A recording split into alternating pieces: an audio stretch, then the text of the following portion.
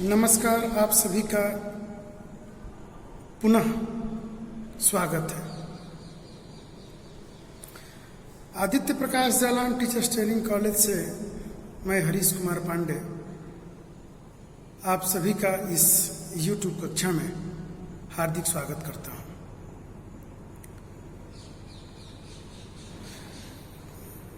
BEd प्रथम वर्ष के विद्यार्थियों के लिए कोविड-19 पेंडेमिक में हम लोग घर बैठे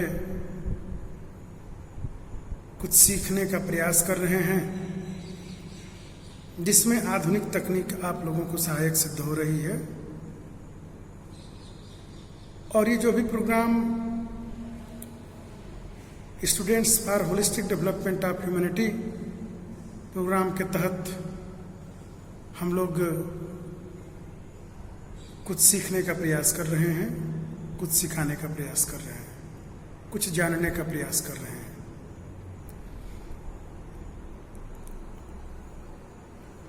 समय अपनी गति से निरंतर आगे बढ़ रहा है।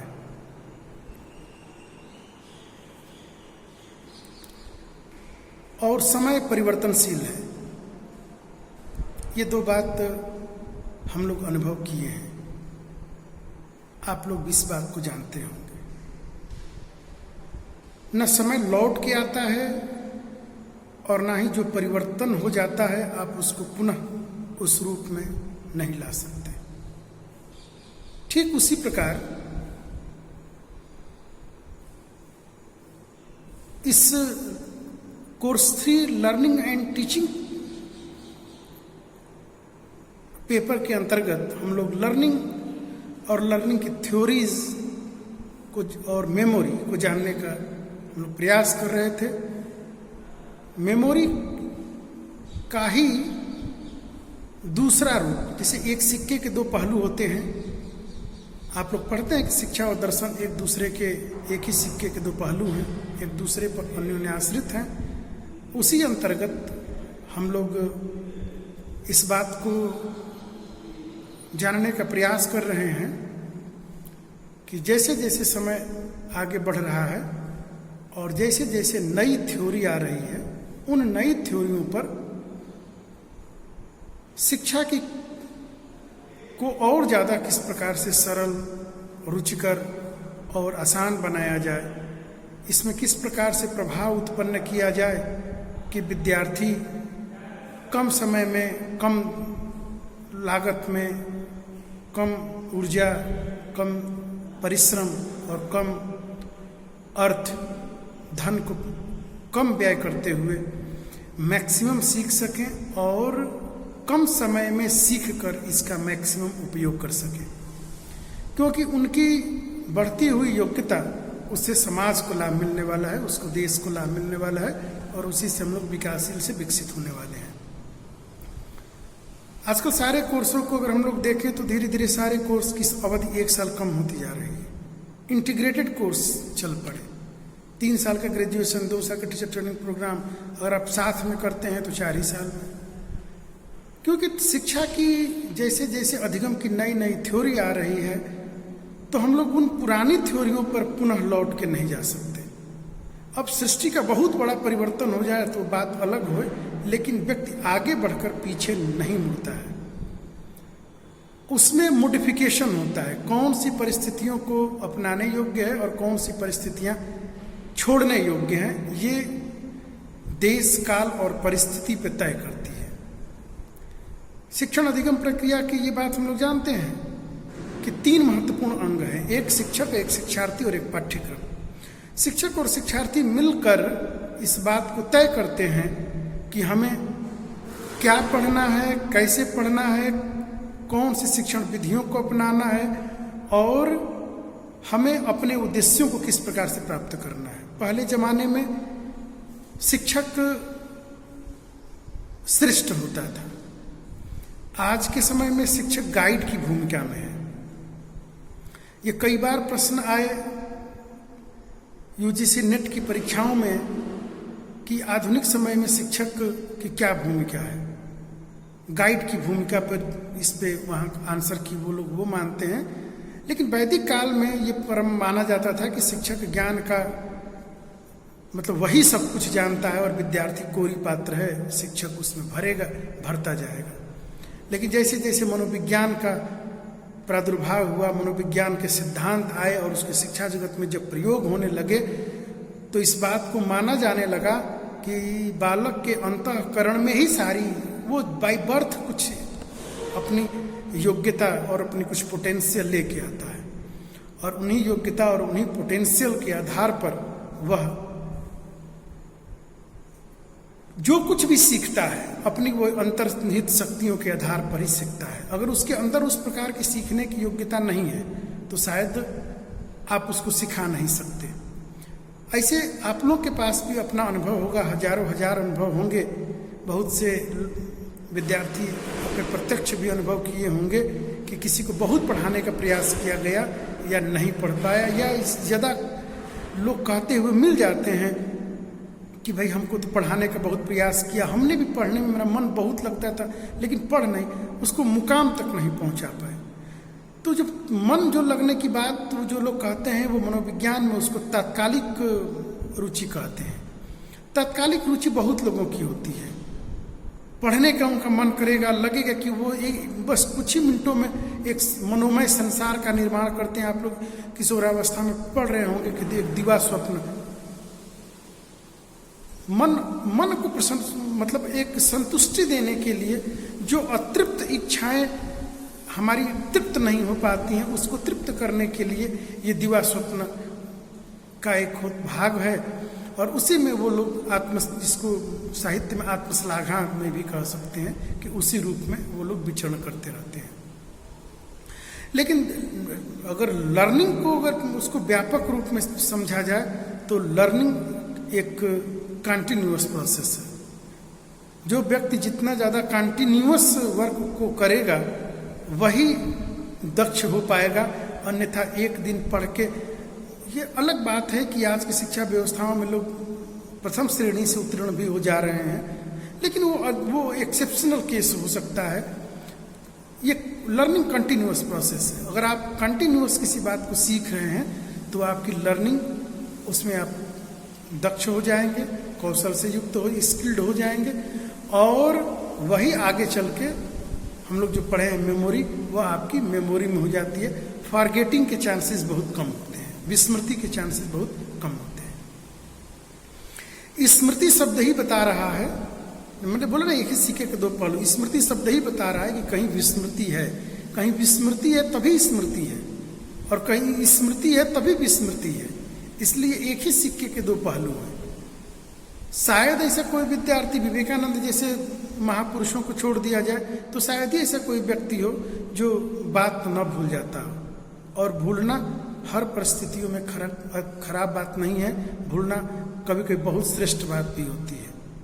शिक्षा सिर्फ तात्कालिक उद्देश्यों को प्राप्त करने वाली विषय नहीं है कि विषय में 100% नंबर दिलवा दिए और आगे चल के वो विद्यार्थी 100% नंबर पाने वाला विद्यार्थी जीवन की असफलताओं से, विकट परिस्थितियों से, कठिन परिस्थितियों से, प्रतिस्पर्धा से विचलित होकर गलत कदम उठा लेते हैं।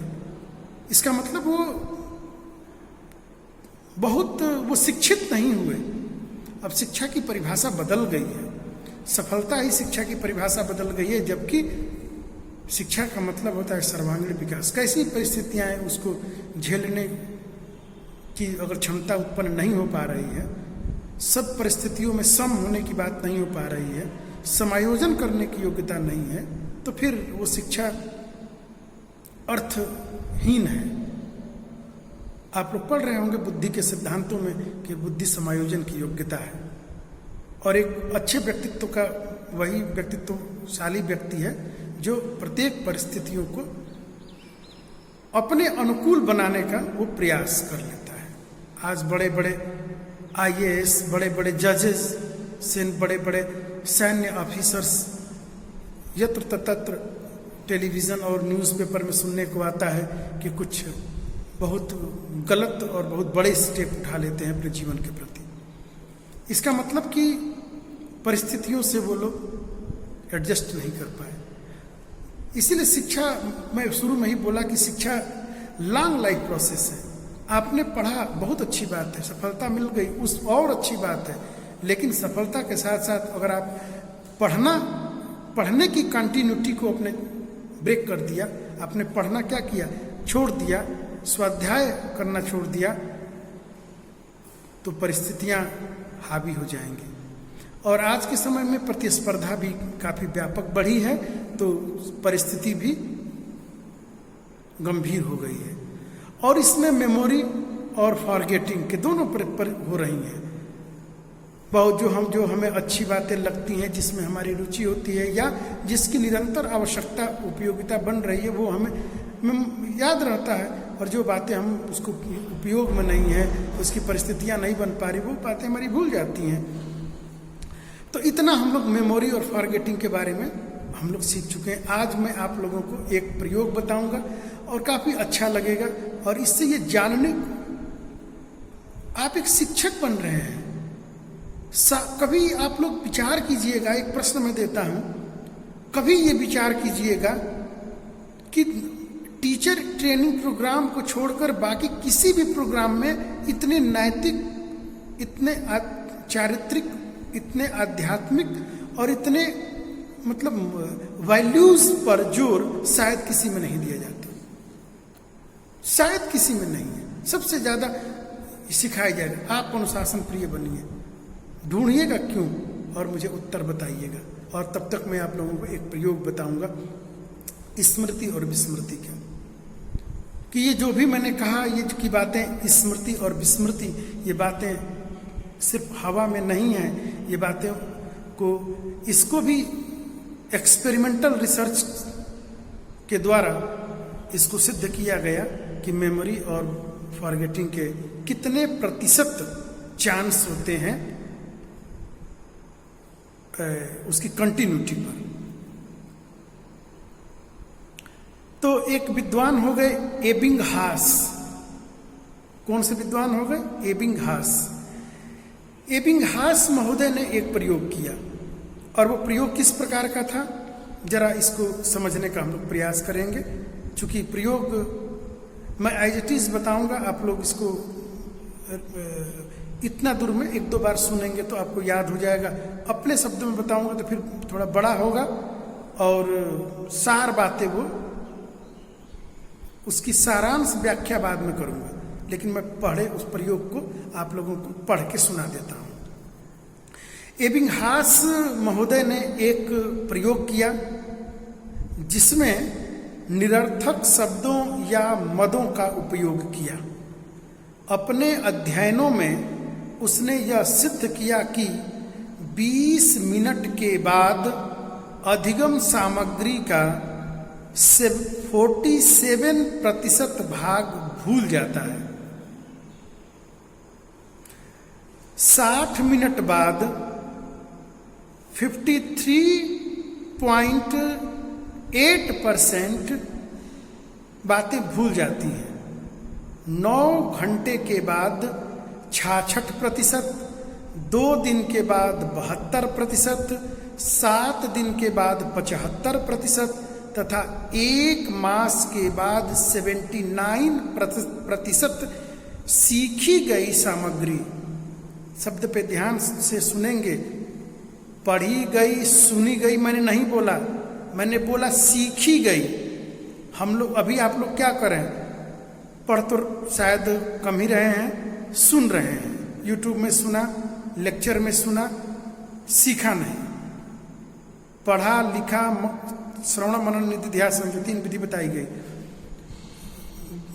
चिंतन, इतना सब किया, तब जाके आप जब सीख गए और 7 दिन ही मात्र उसको रख दिए, तो आपका 79%, लगभग 80% विषय वस्तु क्या हो गई, विस्मृत हो गई, भूल गई। अब कल्पना कीजिए कि मेमोरी और फॉरगेटिंग का कितना बड़ा अंतर संबंध है। और कंटिन्यूटी का कितना बड़ा प्रभाव है।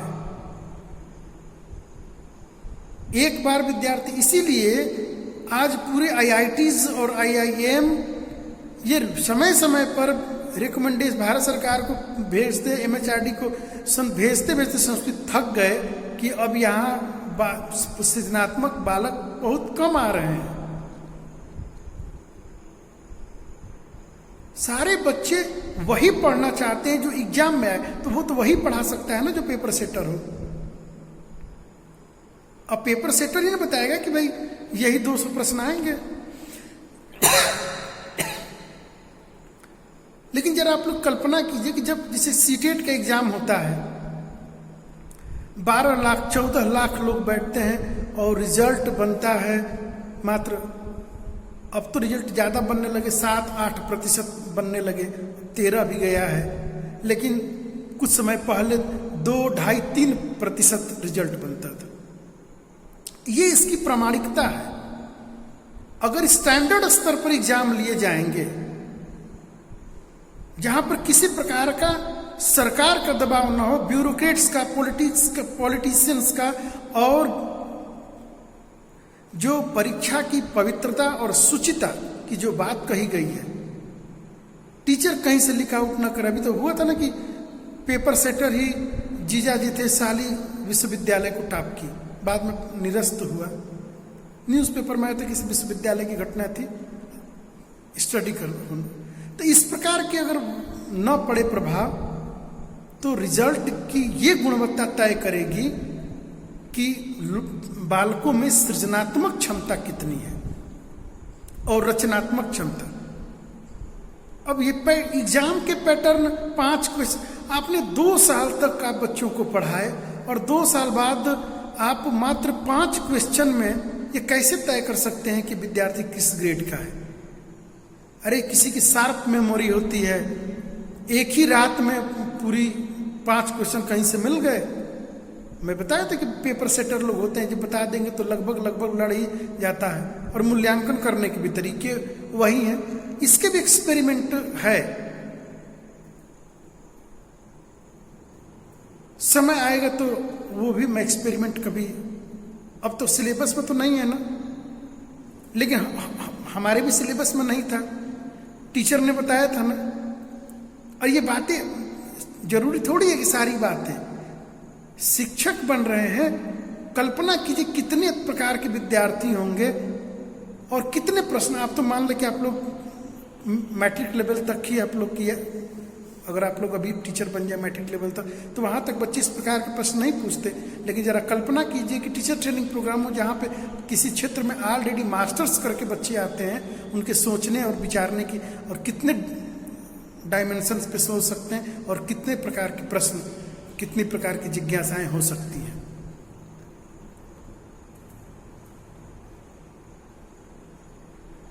तो मात्र 1 वीक 7 दिन के बाद 80% विषय वस्तु भूल जाती है।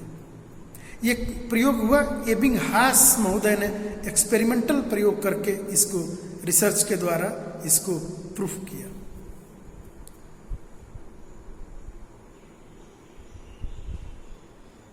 और ये उन परिस्थितियों में हुए हैं, एक्सपेरिमेंटल परिस्थितियां संभावत एक बार में नहीं रिसर्च की जाती हैं, उसको कई हफ्तों तक, कई महीनों तक एक ही परिस्थितियों में डेली उसका डेटा कलेक्शन किया जाता है, तब जाके उसका इंटरप्रिटेट होता है। बहुत कठिन होता है एक्सपेरिमेंटल रिसर्च। तो यहां पर इस सिद्धांत के अनुसार कोई कार्य सीखने के बाद प्रारंभ में बड़ी तेजी से विस्मरण होता है। अभी आप लोग की अवस्था, अभी न्यू यंग एज के आप लोग हैं, 60 साल तक पढ़ना और पढ़ाना ये टीचिंग प्रोफेशन में। जैसे जैसे आगे बढ़ेंगे मेमोरी में इतनी बातें भर जाए, फिर भूलने लगती हैं। अब तो हम लोगों को याद, कुछ लोग तो बहुत शार्प होते हैं भाई, याद कर लेते हैं नाम, कुछ लोग तो मोबाइल नंबर, आजकल तो स्थिति ये है, आजमाना है मेमोरी और फॉरगेटिंग को, तो आप अपने पूरे परिवार के, अपने रिश्तेदारों के सभी लोगों का मोबाइल नंबर जरा लिखने का प्रयास कीजिए, पता चल जाएगा कि आपकी मेमोरी किस प्रकार की है। जबकि आप डेली उपयोग में ला रहे हैं उस फोन को, एक दिन में कम से कम आप 25 बार एक व्यक्ति को फोन करते हैं, लेकिन उसका नंबर आपको याद नहीं होगा। लेकिन बहुत से लोग हैं कि पूरी उनको डिजिट याद है, लेकिन प्रतिशतता उसका कम है, याद करने वालों की, भूलने वालों की ज्यादा है। हम केवल टेक्नोलॉजी के माध्यम से उसका उपयोग कर रहे हैं, मेमोरी में यूज नहीं कर रहे हैं, इसीलिए हम भूल जाते हैं। रोज नंबर डायल करके, जैसे पहले जमाने पे जो लैंडलाइन टेलीफोन्स हुआ करते थे, तो उसमें हम लोग नंबर सेव नहीं होता था, रोज डायल करना पड़ता था, तो याद हो जाता था। अब तो मोबाइल में सेव किया, नाम उठाया, डायल कर दिया, तो याद नहीं रहती। ठीक उसी प्रकार से हमारी विषय वस्तु भी है। हम सुन रहे हैं, लेकिन जरा लिख के देखें तो पता चलेगा कि लिख ही नहीं पाएंगे, भूल गए। कभी बोलने का अगर समय दिया जाता है विद्यार्थी को, चलिए आपको 5 मिनट बोलना है, 1.5-2 मिनट में सारे मैटर समाप्त हो जाते हैं। जबकि अपने सब्जेक्ट में वो मास्टर्स है। मास्टर शब्द ये बता रहा है कि हमारे उसके पास विषय वस्तु का पूरा व्यापक ज्ञान है। तो एबिंगहास महोदय ने इस बात को परिभाषित किया कि 80% विषय वस्तु मात्र 7 दिन बाद भूल जाती है। तो इस सिद्धांत के अनुसार कार्य सीखने के बाद बड़ी तेजी से विस्मृति होता है, तथा बाद में यह विस्मरण मंद हो जाता है। मतलब जितना सेव रह गया, अब वो धीरे धीरे उसकी प्रक्रिया आगे, वो धीरे धीरे वो फॉरगेटिंग प्रोसेस में जाता है। जैसे किसी एग्जाम में 50-55% मार्क्स लाना बहुत इजी होता है, लेकिन 60% से ऊपर बढ़ना कितना कठिन होता है। किसी कॉम्पिटिटिव एग्जाम आप लोग देते हैं तो सामान्यतः भाई अगर 90 पे पास है तो 80-85 नंबर लोग ला ही देते हैं। 10 वर्ष से अटक रहे हैं, कितना भाई 78-77 इसी पे आके एक एक नंबर उस ऊपर लाना, उसी तरह भूलने की भी वो प्रक्रिया है। 80% तो तुरंत भूल गया, 2-4 बार रिवाइज किया था, भूल गया, लेकिन जो 10%, 20% वो बचा, वो धीरे धीरे वो विस्मरण साइकिल में वो जाता है। और उसका भी अगर पुनः अभ्यास नहीं हुआ तो वो क्या होता है, वो बिल्कुल ही जैसे होता है डिलीट हो गया। हाँ, कभी सुना था, इससे ज्यादा याद नहीं रहता है। तो एबिंगहास महोदय का ये जो प्रयोग था, एबिंगहास के इस परिणामों की पुष्टि 1930 में बेरियस तथा 1931 में वान आर्मर ने अपने सिद्धांतों के माध्यम से की है। फिर इसी सिद्धांत को 1966 में हेब्स ने इस सिद्धांत की पुष्टि की और लगभग रिजल्ट उसी प्रकार के रहे। अनेक मनोवैज्ञानिकों ने अपने अध्ययनों द्वारा यह सिद्ध करने का प्रयास किया कि जो वस्तु हमारे लिए हम अनुपयुक्त है, ये बात मैं नहीं बोल सकता, हमारे लिए अभी की परिस्थितियों में अनुपयुक्त है, तो अनुपयुक्त हो जो हमारे लिए वो अभी लग रहा है, उस पर हमारा चूंकि फोकस नहीं बन पाता, इसलिए हम उस बात को भूल जाते हैं।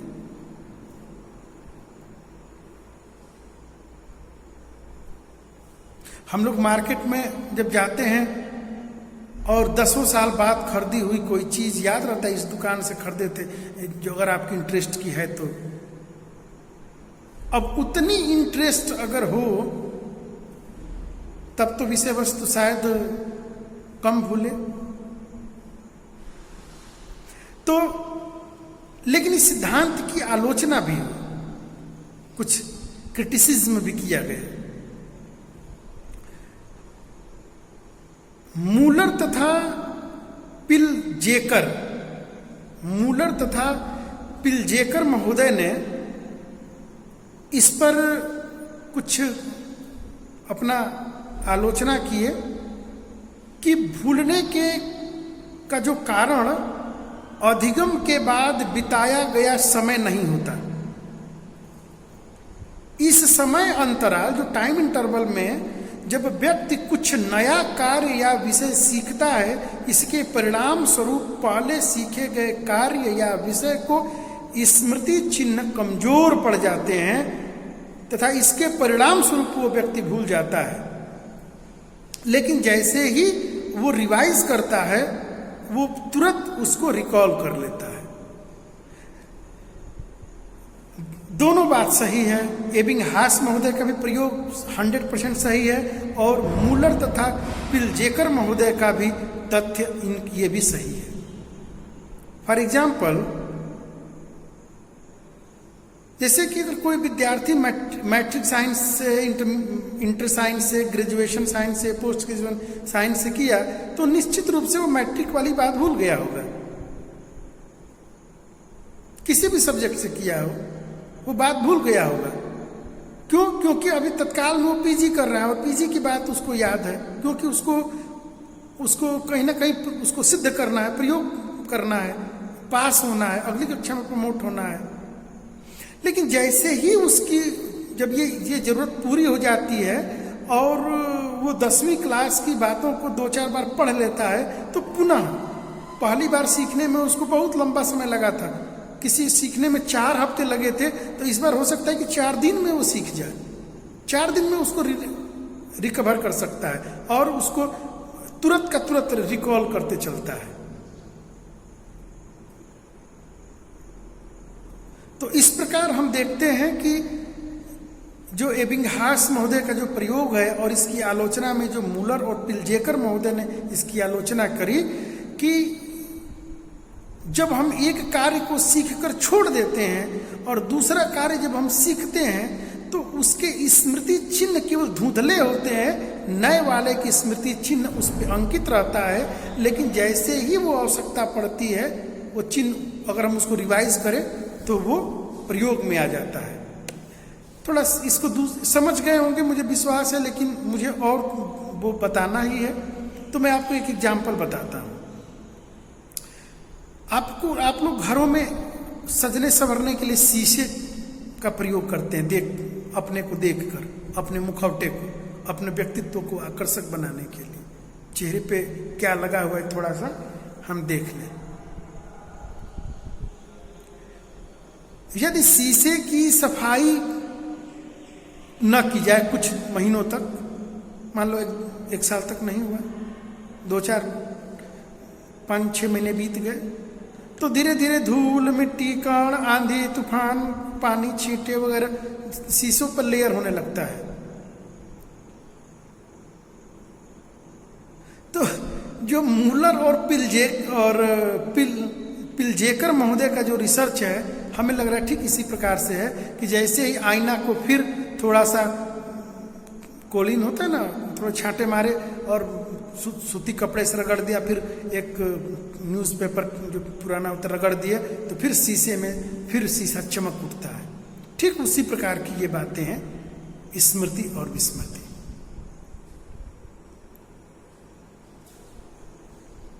तो हमें लग रहा है कि यहाँ पर ये बात आप लोगों को बहुत अच्छे से समझ में आ गई होगी कि जो एबिंगहास महोदय का जो प्रयोग है और इसकी आलोचना है। कई मनोवैज्ञानिकों ने इसकी आलोचना की। जरूरी नहीं कि सब बातें एग्जाम में ही आए। अब जब पूरी इतनी सिलेबस पढ़नी है, इतना मोटा किताब, इतनी सिलेबस है और 5 को प्रश्न लिखना है और सभी यूनिट महत्वपूर्ण है, 1 यूनिट से 2-2 आता है, तो केवल 3 यूनिट 2.5 यूनिट ठीक से पढ़ लीजिए तो 5 क्वेश्चन आ जाएंगे, लेकिन नॉलेज नहीं आ पाएगी। तो इसमें ऐसे कई प्रकार के प्रयोग हैं। आगे में इसमें और है एक्सटिंक्शन, जो विलोपन किस प्रकार से होता है। अब दूसरे वीडियो के भाग में मैं आप लोगों को बताऊंगा कि एक्सटिंक्शन क्या है, विलोपन क्या है और विलोपन क्यों होता है। तब तक के लिए एक भाग यहाँ पर समाप्त होता है, 2 भाग में ये ब्रेक हो जा रहा है, इसलिए यहाँ पर समाप्त करता हूँ। वीडियो के दूसरे भाग में विलोपन से यहाँ तात्पर्य है कि उद्दीपन अनुक्रिया को बार बार दोहराया तो जा सकता है, लेकिन रीइंफोर्समेंट प्रदान नहीं किया जा सकता। फिर भी उद्दीपन अनुक्रिया का संबंध कमजोर होता चला जाता है। अनुप्रयोग के सिद्धांत के अनुसार इस संबंध को कमजोर न होकर सुदृढ़ होना चाहिए, क्योंकि समय अंतराल में उद्दीपन अनुक्रिया का अनुप्रयोग न होकर उपयोग हो रहा है। मैं इसको एक बार पुनः समझाने का प्रयास करता हूं। मैंने पूरी विषय रख दी है, पुनः समझाने का प्रयास करता हूं कि उद्दीपन अनुक्रिया सिद्धांत पढ़ाया हूं, आप लोग वहां रिकॉल कीजिए। उद्दीपन अनुक्रिया में बार बार दोहराया जाता है।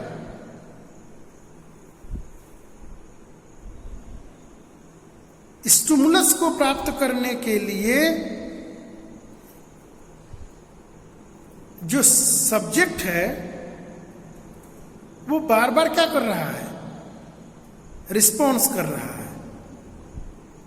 किसके लिए? भोजन को प्राप्त करने के लिए। चूंकि बार बार जो प्रयास कर रहा है लेकिन पुनर्बलन प्रदान नहीं किया जाता है, फिर भी उद्दीपन अनुक्रिया का संबंध कमजोर होता चला जाता है।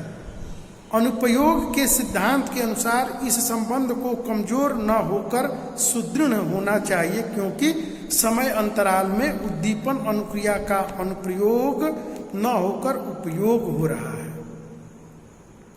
अगला है स्वतः पुनर्लाभ, स्पॉन्टेनियस रिकवरी। स्पॉन्टेनियस रिकवरी में समय बीतने के साथ साथ रिटेंशन में, धारण में ह्रास होने के बजाय वृद्धि होती है। इस समय अंतराल में सीखे हुए कार्य को दोहराया नहीं जाता। ऐसी स्थिति में अनुप्रयोग सिद्धांत के अनुसार कार्य या विषय का विस्मरण होना चाहिए था, न कि रिटेंशन में वृद्धि। निष्कर्ष समझ में थोड़ा दिक्कत हो रहा है, निष्कर्ष समझे, प्रयास समझ में आएगा। निष्कर्ष यही निकलता है कि विस्मरण का कारण समय का बीतना नहीं होता। इस दृष्टि से अनुप्रयोग का सिद्धांत उचित नहीं। तो इस प्रकार हम लोग 2 सिद्धांतों पर, ठीक है। अगली थ्योरी है संतनन दृढ़ीकरण या समाकलन थ्योरी, प्रिजर्वेशन कॉन्सिडिलेशन थ्योरी।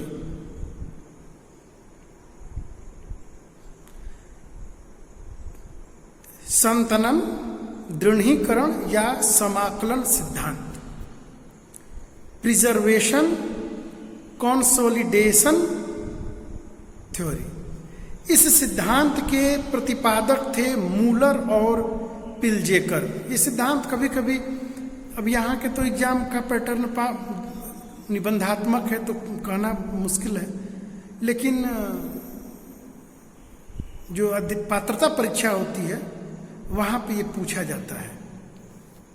तो महत्वपूर्ण लगे तो आप लोग इसको रटेंगे, महत्वपूर्ण नहीं लगे तो छोड़ देंगे। इस सिद्धांत के प्रतिपादक थे मूलर और पिल्जेकर। इन्होंने अनुप्रयोग सिद्धांत डिसयूज थ्योरी की आलोचना की और उसका विरोध किया तथा इस सिद्धांत का प्रतिपादन किया। इस सिद्धांत को पृष्ठोन्मुख अवरोध का सिद्धांत, थ्योरी ऑफ रिट्रोएक्टिव इनहिबिशन भी कहा जाता है। इस सिद्धांत को पृष्ठोन्मुख अवरोध का सिद्धांत कहा जाता है।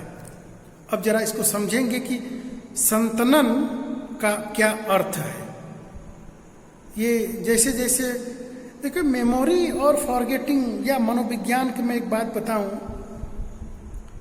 मनोविज्ञान के जितने भी सिद्धांत हैं हम लोग सतही लेवल पे पढ़ते हैं और बीएड में लगभग उसी लेवल पे है भी, लेकिन इन सिद्धांतों को गंभीर रूप से जानने के लिए बहुत ज़्यादा स्टडी की आवश्यकता है। अब उतनी स्टडी अब बड़े बड़े, अब यहाँ पर थोड़ा व्यक्ति जस्टिफाई नहीं कर पाता है कि अब जैसे कि भाई अब हमने ये बताया कि भाई संतनन का अर्थ, अब न पढ़ाते समय न टीचर कभी पढ़ाए थे ना ही ये कभी, लेकिन एग्जाम में आता है। अब ये सब एग्जाम में नहीं आता है, लेकिन जैसे जैसे हम लोग यूजीसी के एग्जाम देते हैं, ये सारे एग्जाम में ये क्वेश्चन पूछे जाते हैं और उस समय अब लेकिन जैसे जैसे को ढूंढिए, अब जितने भी लोग थ्योरी दिए इनकी अलग अलग थ्योरी की किताबें हैं। ये सारी किताबें अगर उपलब्ध होती हैं और लोगों के पास समय हो, टीचर के पास अन्य कामों में थोड़ा न लोग लगाएं, तो इन थ्योरियों को पढ़ना चाहिए कि इन थ्योरियों कैसे थ्योरी आगे बढ़ी है। हम लोग सिर्फ ये बात को बता दें कि अरे मेमोरी, फॉरगेटिंग, याद रखना, भूल जाना। अरे याद रखना और भूल जाना, इन्होंने जब एक्सपेरिमेंट किया था तो एक्सपेरिमेंट की पूरी कई किताबें निकाली, कई सीरीज निकली हैं, पीएचडी लेवल पे होती हैं। जैसे अगर इसी किसी थ्योरी को अगर वो करना है तो पुनः लोग जब इस पे रिसर्च करते हैं तो अब वहाँ पे लोग ढूंढते हैं, अब उसको पढ़ना पड़ता है मूल किताबों को। खैर मैं थोड़ा सा इसको समाकलन का, संतनन का जो अर्थ है मैं बताने का प्रयास करता हूँ। Meaning of preservation. इस सिद्धांत को समझने के लिए संतनन शब्द की व्याख्या करनी आवश्यक है कि संतनन क्या है। जब हम किसी कार्य या सामग्री को सीखते हैं तो हमारे मस्तिष्क में सामग्री के स्मृति चिन्हों, मेमोरी ट्रेसेस का निर्माण होता है। सीखने के प्रयास थम जाने पर हमारी स्नायुविक क्रिया, न्यूरल एक्टिविटी जारी रहती है। यही स्नायुविक क्रिया को जारी रहने को संतनन, प्रिजर्वेशन का नाम दिया गया है। अब देखिए, अब मैं पहली बार इसको ढूंढा भी, कोई जरूरत नहीं है जानने की, लेकिन क्यों दिया गया किताबों में, थोड़ा बहुत जानना तो जरूरी है। अब देखिए, ये बात मुझे याद है,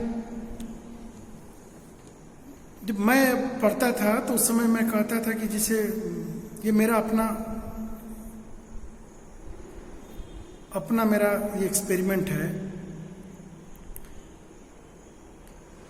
कि जैसे पढ़ते पढ़ते, जैसे आप लोग भी पढ़ते हैं, जो चीज़ें नहीं आई, अब आप लोग तो तुरंत पूछ लेते हैं, पूछना भी चाहिए, मैं मना नहीं कर रहा, लेकिन आप अपनी मेमोरी पे जोर डालिए। मेमोरी मतलब कि आप अपनी दिमाग में उसको डाल दीजिए। दिमाग जैसे कहते ना कि ये सारी चीजें भाई ऊर्जा कभी नष्ट नहीं होती, ये कहीं ना कहीं जब आपका चिंतन उस लेवल पे होता है तो अनसुलझे रहस्य भी कभी नहीं पढ़ा, लेकिन फिर भी उस पर व्याख्या हो जाती है। ये ब्रेन में सब बहुत सी बातें हैं, इसीलिए फिलॉसफी भी टीचर ट्रेनिंग प्रोग्रामों में पढ़ाया जाता है। और जब इंडियन फिलॉसफी पढ़ते हैं तो हम लोग यहाँ पे वो मेरी जो बात मैं बोल रहा हूँ वो प्रूफ डेट होगी जैसे कि आप लोग मोबाइल में कोई मूवी आप लोग डाउनलोड करते हैं तो आपको तो कुछ करना नहीं पड़ता। रात में 10 से 11 बजे सोने चले, मोबाइल में डाल दिया, मोबाइल चार्ज थी, नेटवर्क डेटा पड़ा हुआ है, डाउनलोडिंग में डाल दिया, डाउनलोड हो रहा है अपना 2 घंटे 4 घंटे 5 घंटे, सुबह में उठते हैं आपकी डाउनलोड हो जाती है। जरा कल्पना कीजिए कि जितने भी ये रिसर्चर हुए, अब एपीजे अब्दुल कलाम से पहले तो वो रिसर्च कोई किया नहीं था और उनसे पहले कोई बताने वाला भी नहीं था, तो उनके माइंड में ये बात आई कैसे?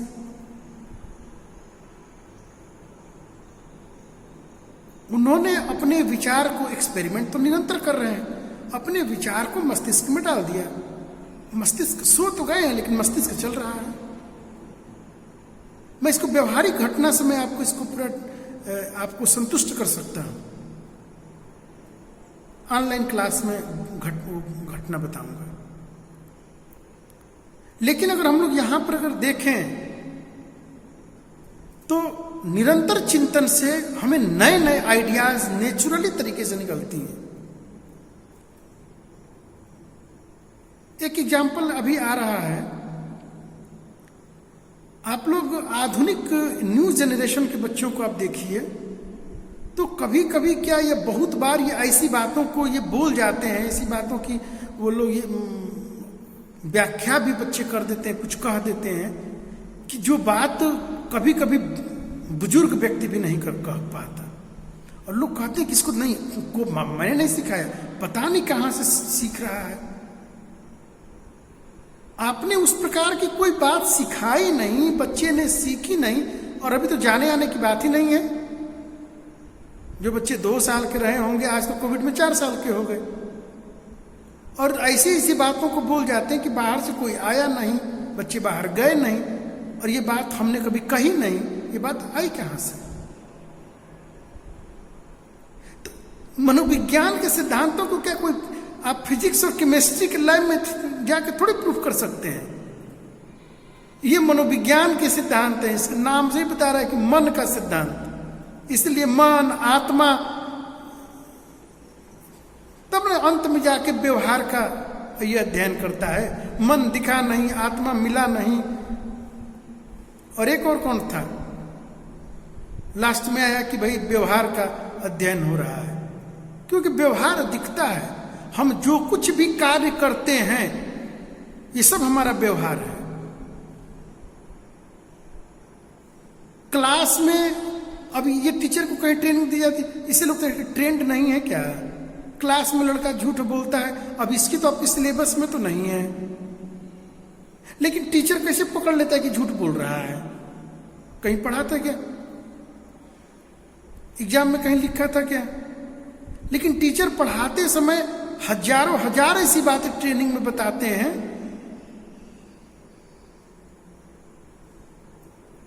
तभी तो गुरु की जरूरत पड़ती है, तभी तो ट्रेनर की जरूरत पड़ती है।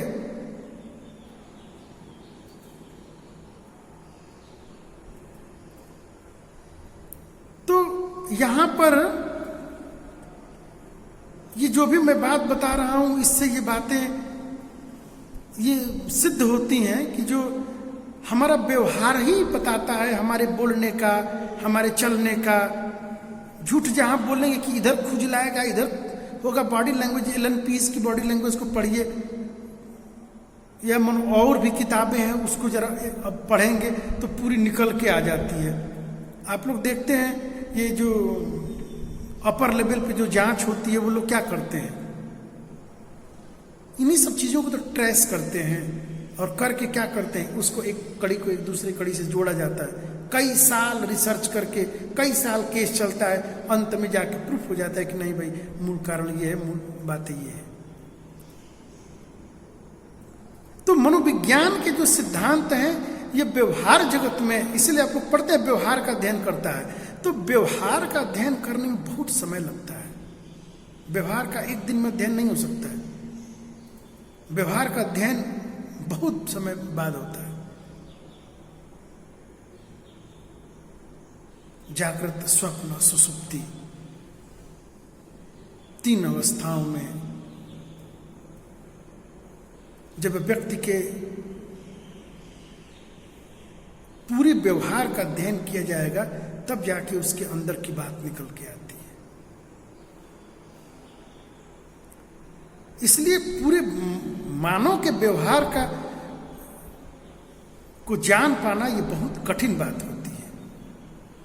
इसीलिए इन सर्विस और आप सर्विस में जब ट्रेनिंग होती है तो उसमें एक भाग सिखाया जाता है, ये बातें आती हैं।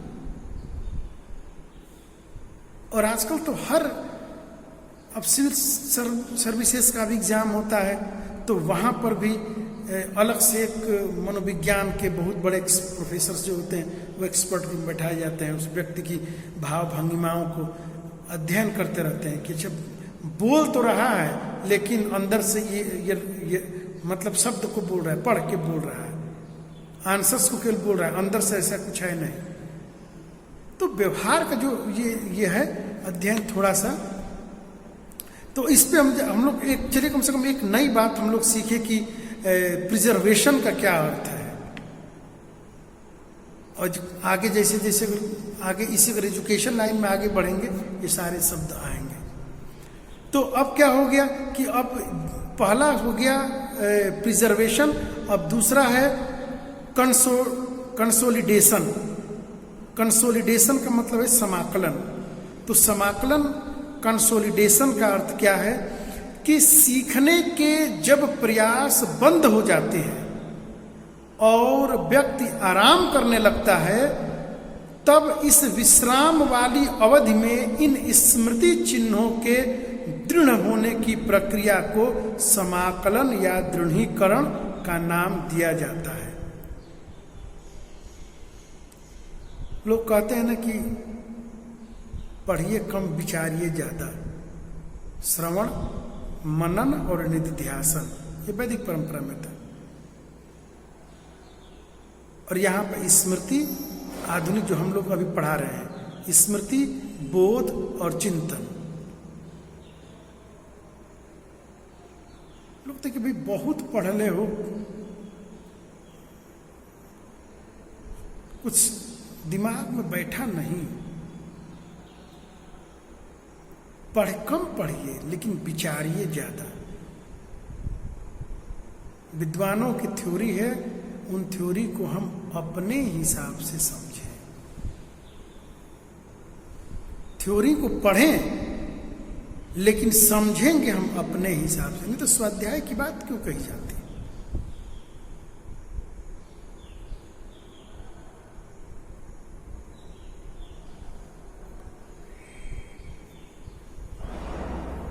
पढ़ाई ही एक ऐसी विषय है कि जितना ज्यादा ये घिसता है, जितना ज्यादा खर्च होता है, उतना ज्यादा ये बढ़ता है।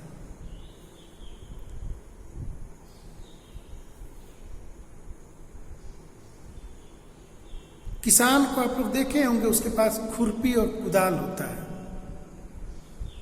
हम लोग भी घरों में रखते हैं।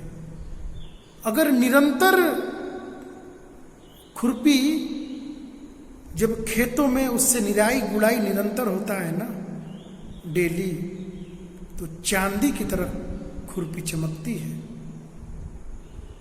और नहीं तो उसको कितना भी बढ़िया मलमल के कपड़े में लगा के प्लास्टिक बांध के रख दीजिए बक्सा में, जंग लग जाएगा।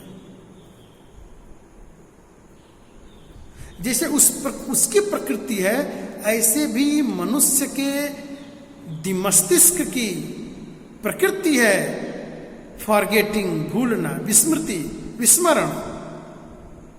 और विस्मरण को याद रखने के लिए उसका एक ही मात्र है निरंतर कंटिन्यूअस स्टडी, कंटिन्यूअस पढ़ना, कंटिन्यूटी बनी रहे हमारे कार्य में। यदि हमारे कार्य में कंटिन्यूटी है तो निश्चित रूप से वो बातें विस्मृत नहीं होंगी।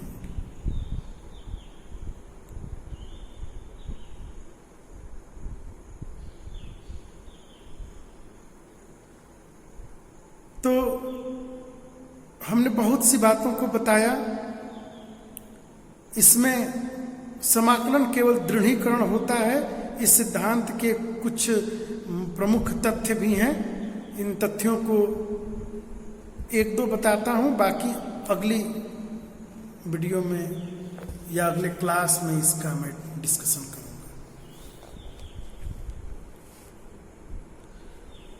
इस दौरान स्मृति चिन्ह प्रबल होते हैं समाकलन में।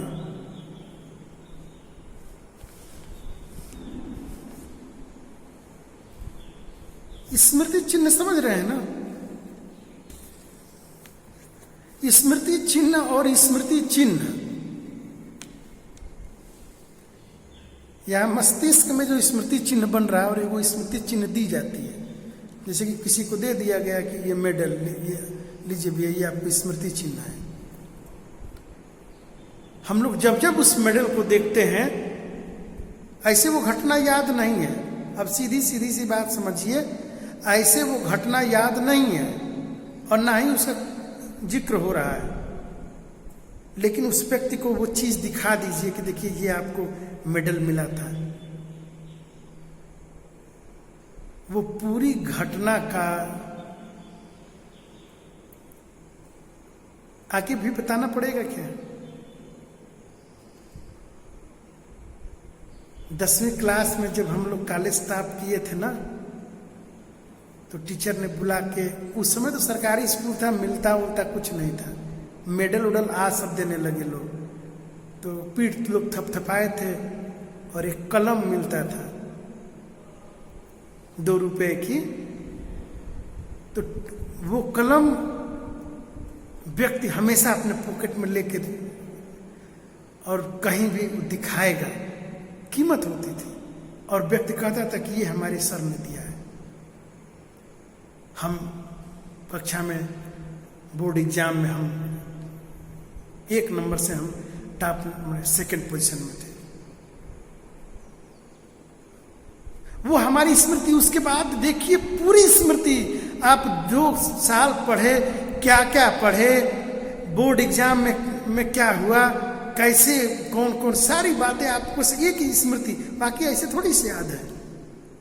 अब पढ़ाते समय कभी कभी कोई बात आ जाती है तो कैसे हम लोग बताते हैं, ऐसी तो बातें याद में नहीं आती हैं, लेकिन बहुत सी बातें हमारी वो स्मृति, जो हमने पढ़ा नहीं, जो हमने जिया, वो हमारे मस्तिष्क में उसके उसी स्मृति चिन्ह बन जाते हैं। लेकिन हमने क्या कहा कि स्मृति चिन्ह, जैसे कि हमने आपको ये दिखाया कि ये हमको मिला था जब हमने टॉप किया था, तो यहाँ की जो स्मृति चिन्ह है, इस पे सारी बातें पुनः क्या होती हैं, ताजी होने लगती हैं, और हम उसके देखिए कितने 2-4 दिनों तक याद करते रहते हैं। जब बीएड के 2 मित्र कभी मिलते हैं या 2 साथी जब कभी आपस में मिलते हैं पुराने, पूरे कॉलेज की संपूर्ण घटना को सुना देते हैं। कहाँ से? उसी को कह रहा है ये समाकलन, स्मृति जो चिन्ह है। तो ये जो भी हमने यहाँ तक वीडियो मैं अब यहाँ पे समाप्त करूँगा, ये आपको YouTube के लिंक के माध्यम से मिलता है, और आगे हम लोग इस पे जो एक्सपेरिमेंट हुए हैं उन एक्सपेरिमेंट को भी बताऊंगा, और उस पर क्या आलोचना हुई। कम से कम 3-4 एक्सपेरिमेंट है, तो 3-4 एक्सपेरिमेंट है, तो चारों कहेंगे तो बताएंगे, लेकिन 2 एक्सपेरिमेंट और उस एक्सपेरिमेंट की जो आलोचना हुई, उस आलोचना को हम लोग बताएंगे। आलोचना से बहुत सी बातें निकल के आती हैं, जैसे कि एबिंगहास की एक्सपेरिमेंट पर जो मेलर का जो आलोचना आया, तो उसमें आया कि भाई कोई भी चीज भूलता नहीं है, स्मृति खत्म नहीं हो जाता है, फॉरगेट नहीं होता, क्लियर एकदम डिलीट, वो उसके धुंधले पड़ जाते हैं उसकी स्मृति चिन्ह। मतलब पढ़ी हुई बातें क्या होती हैं, धुंधली पड़ जाती हैं, और जैसे ही हम पुनः 1-2 बार पढ़ देते हैं, वो चीजें क्या होती हैं, याद हो जाती हैं। तो उसी को देखिए, तो एक हम लोग बात को जाने कि उनका भी प्रयोग सही है और इनका भी प्रयोग सही है। तो इसी के साथ आज इतना ही, और मैं आप लोगों से यहाँ पे धन्यवाद कहते हुए मैं यहाँ पे वीडियो को ब्रेक करता हूँ। समझ में आ रही होंगी, और नहीं तो घबराने की ज़रूरत नहीं है। नोट्स भी मिल रहा है, वीडियो भी मिल रहा है, और बाकी क्लास हो रही है, तो बहुत सी बातें वहाँ क्लियर हो जाएंगी। तब तक के लिए धन्यवाद।